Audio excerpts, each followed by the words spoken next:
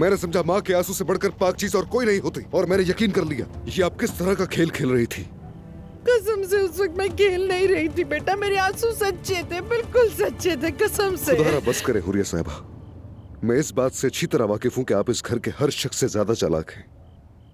कभी कभी तो जरूर हूँ, लेकिन कभी कभी अंदाजा गलत भी हो जाता है। मगर सुनो बेटा, देखो सारी सच्चाई बता दूंगी। मैंने जो कुछ किया या जो कुछ भी करती हूँ अपनी बेटियों के लिए करती हूँ, मोहब्बत में करती हूँ। हुरिया साहबा, मसला घर का आधा हिस्सा नहीं है।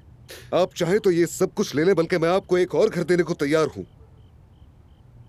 लेकिन आज के बाद आप कोई चाल नहीं चलेंगी, समझ आ रही है आपको? और अब से आप मेरी मदद करेंगी।